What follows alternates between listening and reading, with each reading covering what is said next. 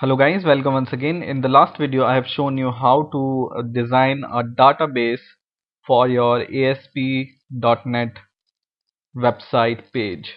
So we already made our registration page and we already made a database for this registration page. Now in this video I will show you how to connect this registration page with the database. So whenever some user registers, it goes into the database, his all data goes into the database, and the manager of the website, I mean to say, should be able to see all the data or all the user registration data. So let's get started. So we have this button which we have designed in our previous videos. So just click this and double click it and we reach to the button click event, and in here we have a code which is already there. So the code, there is code for page load and there is code for button click.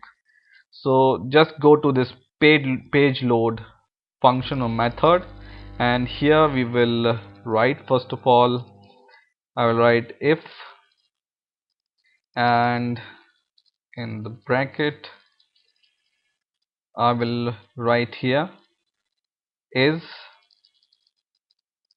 post back. Okay, and inside your if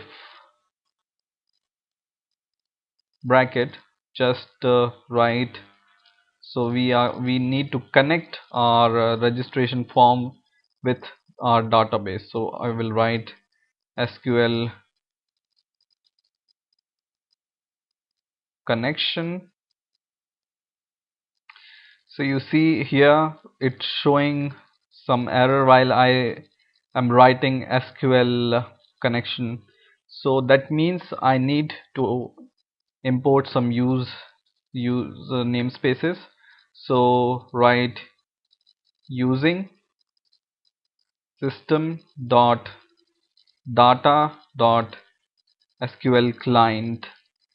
This will provide all the classes of the SQL, and we will also write using system dot configuration. Okay, so just add these two namespaces to your code, and then let's try it once again. SQL connection, now it comes. Okay, so I'll write SQL connection and I write con is equal to new SQL connection, and in the bracket I will pass my new SQL connection. Okay, and in the bracket just write configuration manager. So search for configuration manager here, and then write dot connection strings with S here, and then give a square bracket.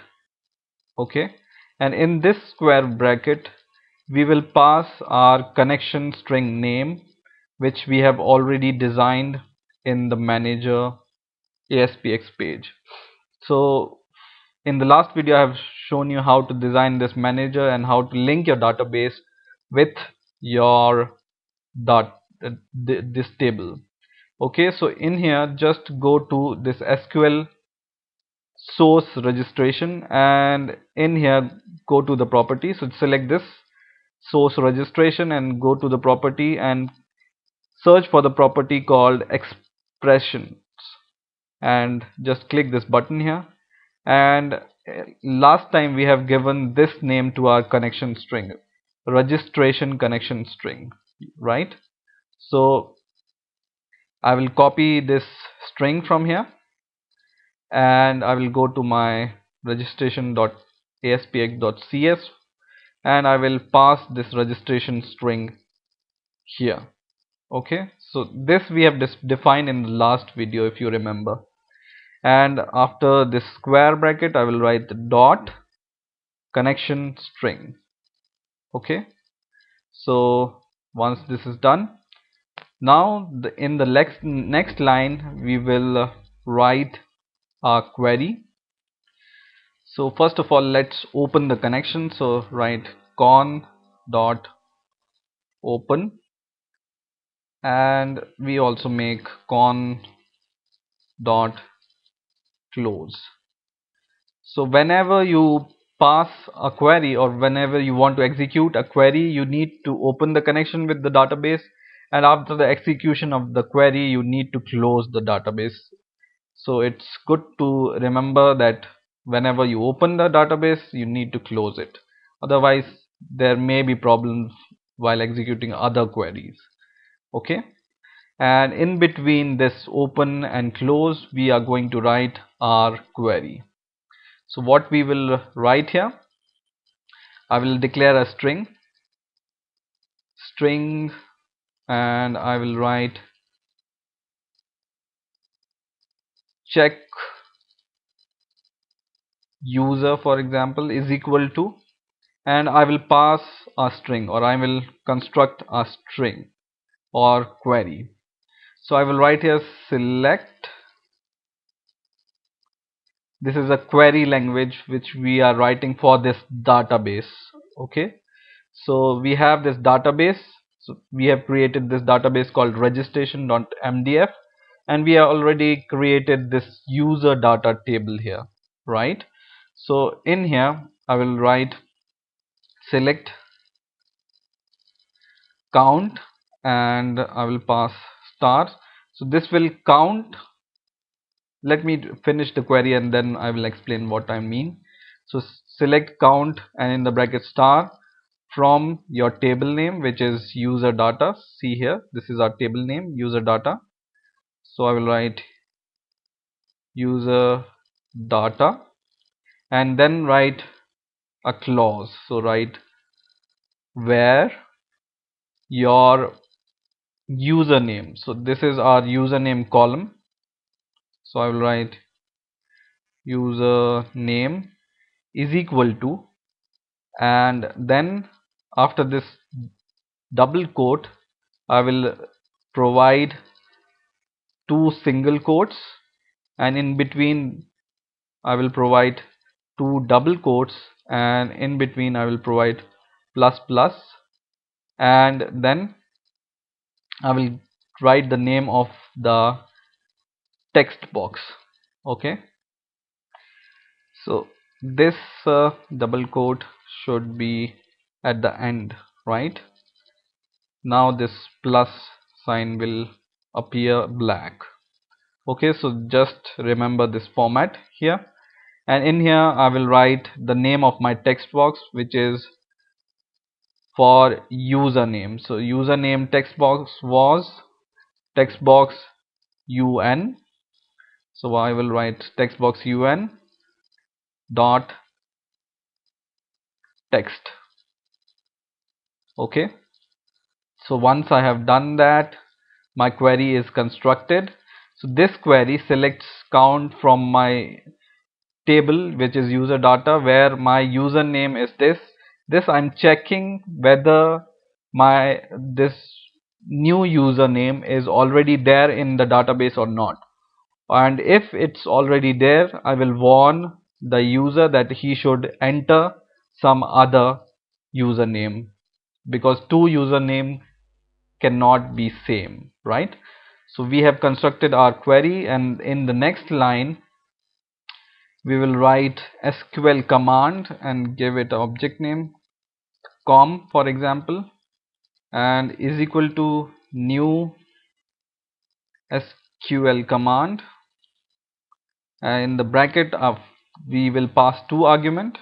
First will be this query string, so this is the query we are passing as a first argument, and second argument is the SQL connection. Okay, so this is the second argument. Now I will declare a temporary variable.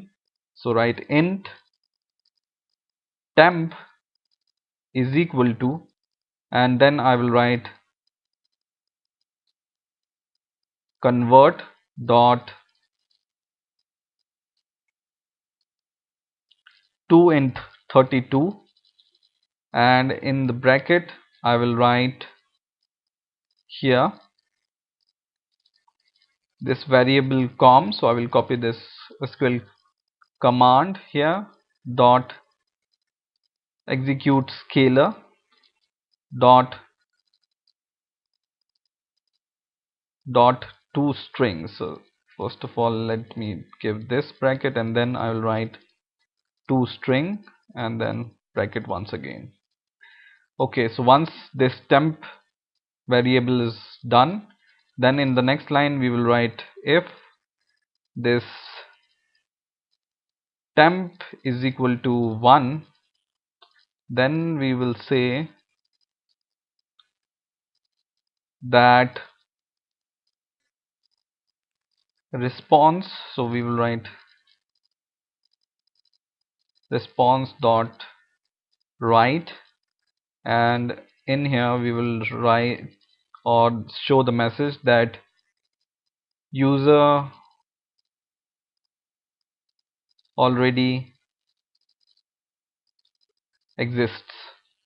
So if this temp is equal to 1, then we will write here user already exists. Okay, so this all code will check if the user already exists or not, and if it exists already, then it will show the message that user already exists and you cannot save the new user with the same username. Now this is in the page load function. Okay, remember that.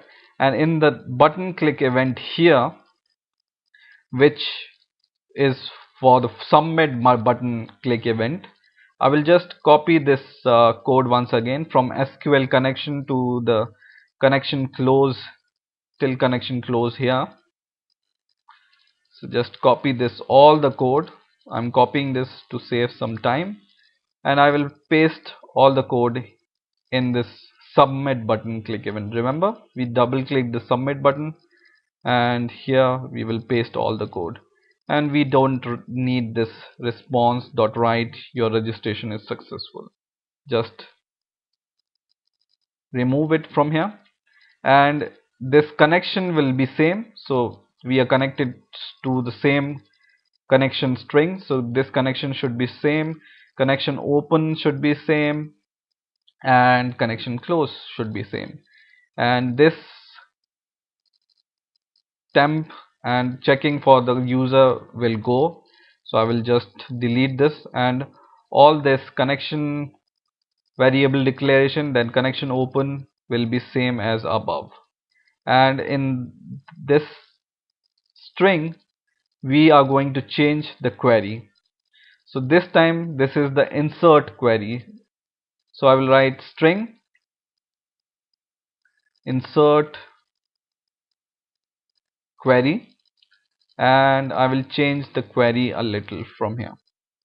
So what I will write here, I will write the query which is insert into the database name, my database name, not the database name but the table name. So my table name is user data. You can see here in the solution explorer my database, and this is my table name which is user data.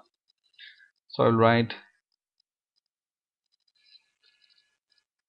user data, insert into user data, and then I will write what I want to insert in the user data.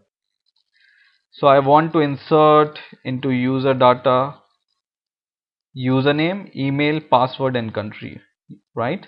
So just copy the column name of all these columns: username, email, password, and country. This here was also the name of your columns if you don't understand here. So I will write username, comma, email, comma, password, comma, country. Okay, these all four field. This ID we will leave it, or we will not insert for now, because we don't have any field for ID. In the coming video, I will show you how to generate a unique ID and then insert into your database. But for now, just we are going to insert username, email, password, and country. And then after this, write values, and in the bracket we will assign the values. So for example, I will write at the rate, and you can write you name, just give your own version of names. And then I will write at the rate email, and then third is at the rate password, and the fourth is at the rate country. Okay, so I have written this, and this name is not necessarily this is your defined variables which we are going to use. Okay, so once you have done that, and then what we do here, we will copy this query and pass it here in this. So now it's not showing any error. And after this, or I should have done it earlier, we need to catch and try this, catch the error or exception if any occurs. So we will write try, and we will enclose all the code and try and catch exception. So if any exception occur, it should catch it, catch, and then give this, and in the catch pass the argument exception ex, and you can show the message, or you can write response dot write, and in the bracket you can pass, you can say error, and then write plus ex dot message. Okay, now, or instead of this message, just write ex dot toString. Okay, now in here what we will do, after this query or command, SQL command we have made or passed, we will execute the query, right? So just copy this com SQL command object, and then write dot parameters dot add with value, and just we will pass two arguments here. First is this argument, which is at the rate username, and the second argument would be, this will be in double quote first of all, and the second argument would be our text box from which we are taking the values. So first text box was username, so text box username dot text. Okay, so just write this, and in the same way I will copy this 4 times, because we have 4 text boxes, and I will just copy these fields. Second was at the rate email, third was at the rate password, and the fourth was at the rate country. Just copy it, and these all text boxes also we need to change this. So the second text box name was text box email, so just replace it here. Third text box was text box password, so text box pass it here. And fourth was our drop down menu, I beg your pardon. So just copy the name of the drop down menu and go here, and in front of the country just delete this, and we will write drop down menu dot selected item dot toString. Okay, so now once we are done with all this, we just need to execute our query. So we will write com dot execute non query. Okay, and just close it. And in the next line you can show some message that your registration is successful. So just I will copy this register response dot write, and here in here I will write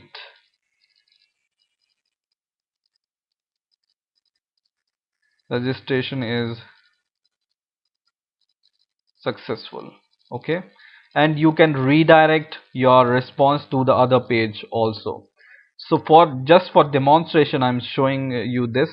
So write response dot redirect, and in here just pass the name of your manager.aspx which we have made in the last video. So just write then manager.aspx, right? In the coming video we will replace this manager.aspx with a new page called login page, but since we don't have this page right now, we will create it in the next video. So just we for testing reasons just replace this by manager.aspx. Now I think our code is done. Let's try and run the program and let's see what happens.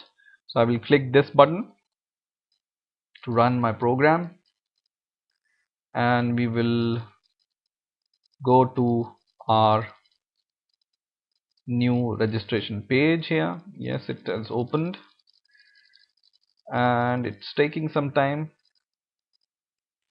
So our registration is started, page is started, right?